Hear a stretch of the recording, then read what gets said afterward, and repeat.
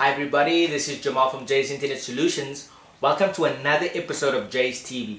Today we are going to talk about the business model of LinkedIn. How do they make money? Okay, so we have mentioned in a previous episode that there are three revenue streams which LinkedIn has told us about. They have ad sales, so they actually sell ads on their website. Then they also have premium subscriptions, okay, and the third one is their recruiting solutions. Okay, so we don't want to talk about ad sales or the recruiting solutions today, the hiring solutions. What we do want to talk about is their subscription model. Okay, the subscription model is based on the freemium model. Okay, so freemium is a sort of a new word, and it stems from combining the word free and premium. Okay, so put those words together, free and premium, and you get freemium. Okay, and what this means is that they have a an offering to the public that is free. So you and I probably use the free model. I do certainly, and most of you watching probably do as well, where we don't pay LinkedIn anything. So we use the service, and in turn, by our free usage of their service, we are actually giving LinkedIn our data. Okay, and this is very valuable to them. Okay, and then there are a small handful of users, a very small percentage of users, which pay for added services from LinkedIn. Okay, and these paying customers actually cover the costs of the rest of us using the service for free. Okay, so I want to read to you a bit about this. And many companies use the freemium model, which I will mention a bit later. In a classic business model, they might be seen as stubborn parasites. 90% of customers are using valuable services for free. Okay, question asked in this book. We are reading from Web 2.0, a strategy guide, the O'Reilly publication, which we have been reading from for a while now. In LinkedIn's model, relationship managers might be getting something for free. So relationship managers is a category of LinkedIn users mentioned in this book. But they're also giving LinkedIn the key information it can sell to other people. Okay, so when we use the free service, we are actually adding value to LinkedIn, and they can sell that value on to their premium members, their premium subscribers. The cost of supporting those free users, even when it's 90%, is still less than the income potential from the 10% of paying customers. So although that sounds easier than it actually is done, but you have to get this right. These companies like LinkedIn have to get this right, that they offer enough value and sort of acquire enough critical mass to make the site very popular and very useful to everyone.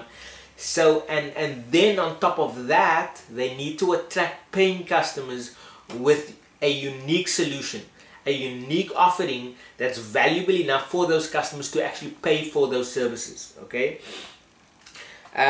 so LinkedIn epitomizes the Web 2.0 model of free access to users who help build critical mass while charging those who seek to use that mass for their own larger purposes. Okay, LinkedIn has stayed slim, focusing tightly on a core mission of business connectivity and leaving richer but much more resource-intensive forms of social networking to other companies.